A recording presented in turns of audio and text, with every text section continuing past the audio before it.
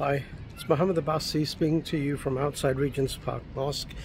So just a quick 5 to 10 minute talk on the brilliance of Chairman Mao, his strategic genius, his tactics of irregular warfare, and how he empowered his people to become the leader of China.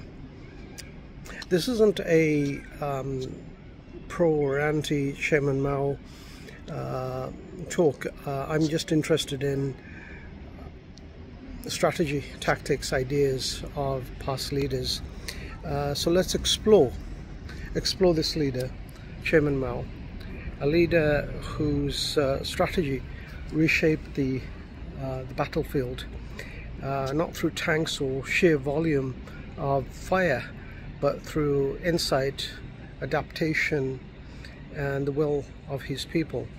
So let us examine Mao Zedong, not simply as a revolutionary, but as a master of irregular warfare and as a strategist whose principles remain relevant in the 21st century. So let's reimagine warfare. With Mao, the people were the central force. The brilliance of Mao was that he wasn't copying past generals. Rather, he was redefining the very nature of power. And yes, he did use many elements of Sun Tzu, Art of War. He understood that in the struggle between the weak and the strong, victory would not belong to the side with more weapons, but to the side with more will, more time, and more unity. To Chairman Mao, the people were not a backdrop to war. They were the war. They were farmers, workers, women, students. They weren't bystanders, but strategic assets. He didn't impose revolution on the people. He cultivated it with them. He won trust before he sought control. This wasn't just moral, it was strategic. Without people, guerrilla warfare becomes banditry, it becomes criminal. With the people, it becomes destiny. So let's look at irregular war or irregular warfare. It's a phase, not a final state.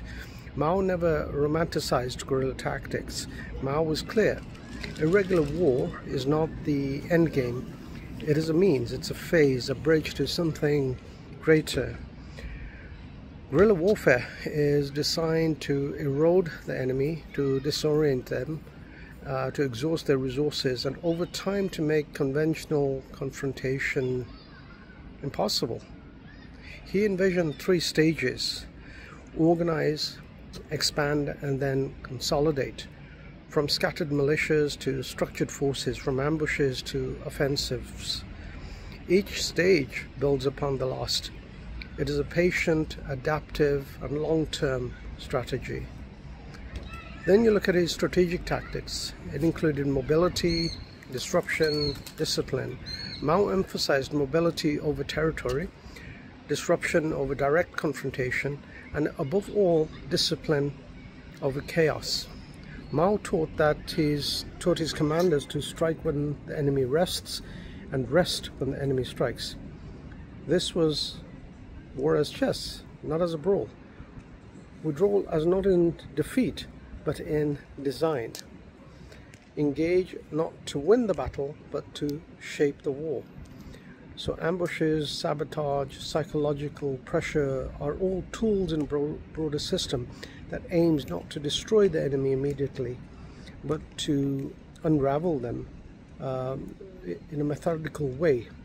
The revolutionary base you look at now, it was secure ground in insecure times. One of Mao's most innovative concepts was the creation of revolutionary base areas, territories not only controlled militarily, but governed politically and socially.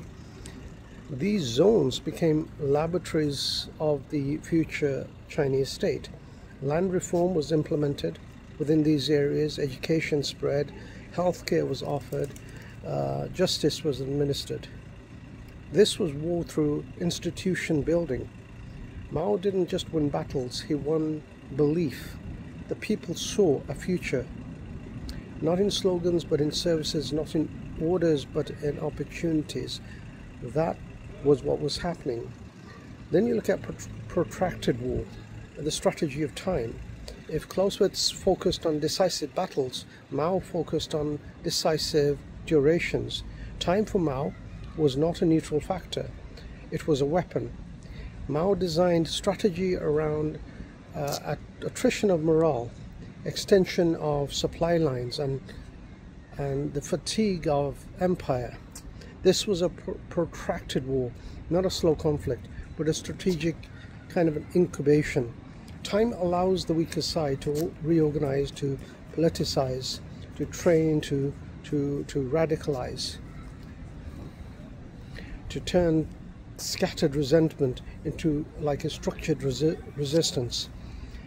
It is not glamorous, it is not fast, but it is often the path to asymmetric victory. So what are the enduring lessons for the modern world? Why study Mao today? You don't have to be a Maoist, you don't have to be a communist to study Maoism or Chairman Mao's A Little Red Book or his strategies. It's all about knowing who you are dealing with, because the nature of conflict has changed, but the essence of insurgency remains the same, regardless whether that insurgency is a violent insurgency or a political insurgency.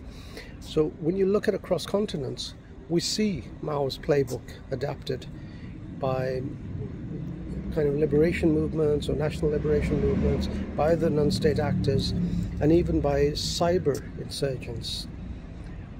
Many do not even look at how cyber insurgency has been inspired by Chairman Mao's ideas, and also by Sun Tzu, Art of War. Mao's emphasis on political legitimacy, his population-centric warfare, on building a narrative as much as a firepower, these were part of a global strategic literacy within China. And then further afield, even modern militaries from NATO to hybrid actors have been forced to reckon with Mao's model. To win in today's irregular battles, you must not just dominate the terrain, you must command the story. So what is our responsibility? Our responsibility is to study Mao and not to glorify violence. It is to understand the strategy, understand that strategy is about vision, about timing, about adaptation, and above all, understanding people. Mao's war was not waged solely with rifles, but it was waged with ideas, it was waged with institutions, it was waged with ideology. Mao proved that asymmetric actors can outlast empires if only they think strategically and they act strategically and deliberately, and then they commit completely.